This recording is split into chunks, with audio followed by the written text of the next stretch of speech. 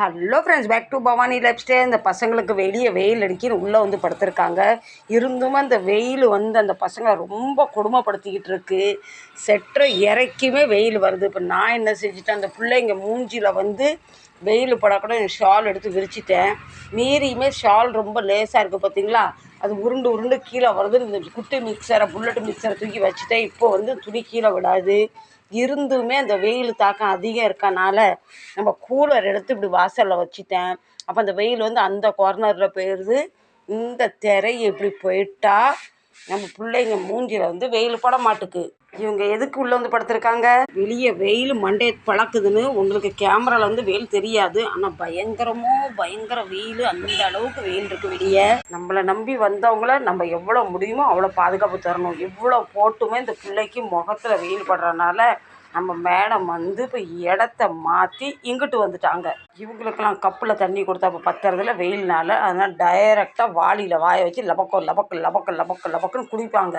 சும்மாவே வெயில் அடிக்கின்னு லைட்டெல்லாம் ஆஃப் பண்ணிட்டு பிள்ளைங்களை வந்து இருட்டு வீட்டில் தரையை போட்டு டிவி பார்க்குற மாதிரி செட்டப் பண்ணி கொடுத்துருக்கேன். செட்டப்லாம் பலமாக இருக்குது. இருந்துமே பாவம் பசங்களுக்கு தண்ணி தாக்கம் அடிச்சுதுன்னா எடுத்து குடிக்க கையாக இருக்குது, இல்லை கேட்குறக்கு வாயாக இருக்கிற தண்ணியையும் 2 பேருக்கு நடுவில் மத்தியில் வச்சிடலாம். அவளுக்கு வேணா அவள் குடிக்கட்டும், இவளுக்கு வேணா இவள் குடிக்கட்டும். எப்படி ஃப்ரெண்ட்ஸ், என் இருட்டு அற செட்டப் நமக்கு எப்படி என்னென்ன வேணும்னு கடவுள்கிட்ட வந்து நம்மளை கேட்டுக்கிட்டே இருக்கிறோம், அவர் கொடுத்துக்கிட்டே இருக்காது.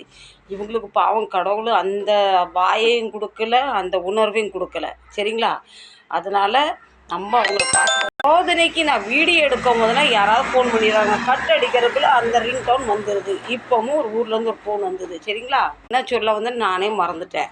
இப்போ நான் என்ன பேசுகிறேன்னு தெரியாமல் வந்து அப்லோடு பண்ண முடியாது. சரிங்களா? அது என்ன பேசணும், இனி நம்ம மீதியை கண்டினியூ பண்ணலாம். அதனால் அவங்க பாஷையை புரிஞ்சு அவங்களுக்கு என்ன வேணுமோ ஏது வேணுமோ நம்மளால் முடிஞ்ச சின்னது பண்ணுவோம். ஒருத்தங்க கஸ்டமர் கேட்பாங்க, உள்ளே படுக்கிறாள் உங்களுக்கு நாற்று அடிக்கலையா, பூச்சி வரலையா, எப்படி பக்கத்தில் உட்காந்து சாப்பிட்றது வித்தியாசமாக கேட்குறாங்க. கடவுளை அவங்கள படைச்சது அப்படி, என்ன படைச்சது இப்படி.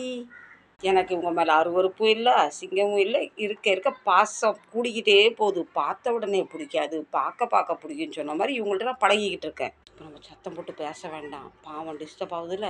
எனக்கு எவ்வளோ இவங்கள பிடிக்குமோ அதே மாதிரி உங்களுக்கு பிடிச்சா கண்டிப்பாக கமெண்ட் பண்ணி சொல்லுங்க. எப்படி நம்ம ஒரு கடையை வந்து சினிமா தேட்டரு அரங்கம் மாதிரி பண்ணி அங்கே ஒரு சேரு, இங்கே ஒரு சேரு, இங்கே ஜாமான், இங்கே தங்க பிள்ளைங்க இப்படி நான் வச்சுட்டேன்.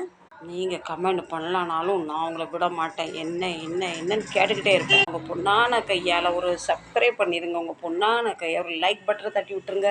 வீடியோ உங்களுக்கு ரொம்ப பிடிச்சிருந்தாலும் கமெண்ட் பண்ணுங்கள், ரொம்ப பிடிக்கலனாலும் லைக் பண்ணுங்கள். மீண்டும் உங்களை நான் சந்திக்கிறேன். சச்சா.